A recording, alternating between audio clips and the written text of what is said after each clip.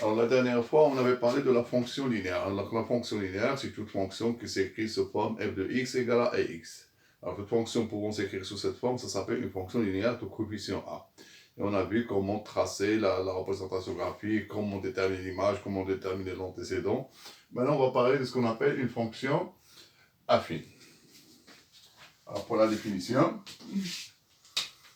par exemple, a et b, deux nombres réels,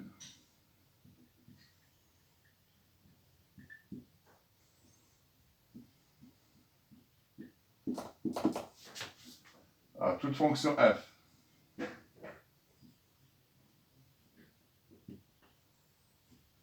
définie par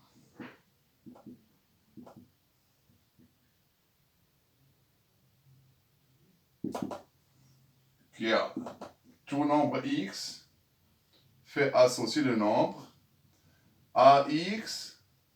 Si on s'arrête là, c'est une fonction linéaire. Mais ici, il y a une constante qu'on ajoute toujours. D'accord? Alors, ce terme, il varie, mais ce terme, il reste toujours constant. Donc, on l'appelle une fonction ou, tout simplement, définie par f de x égale à ax plus b. D'accord? Alors, toute fonction pouvant s'écrire sous cette forme, f de x égale à ax plus b, est appelée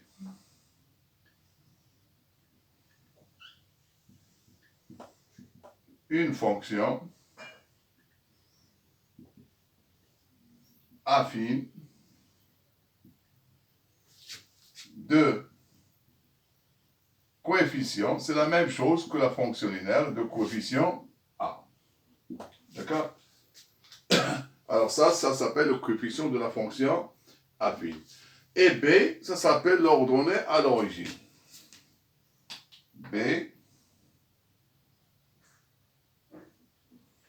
est appelé l'ordonnée à l'origine. On a déjà vu ce nom-là la dernière fois. Voilà ce qu'on appelle une fonction affine. Par exemple, à titre d'exemple,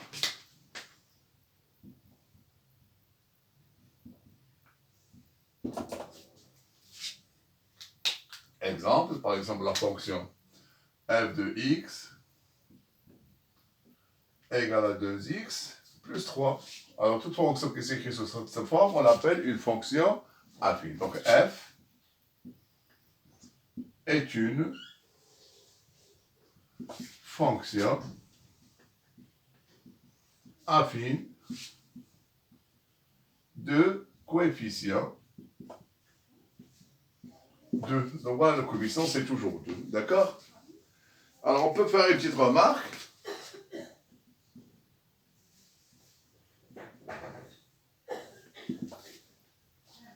Alors, toute fonction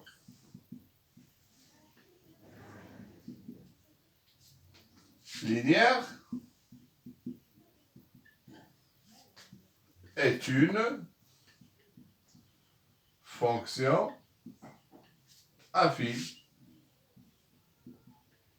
Pourquoi? Parce qu'on peut écrire la fonction affine linéaire, ça s'écrit comment? F de x égale à ax. Mais on peut ajouter ici, c'est plus quoi?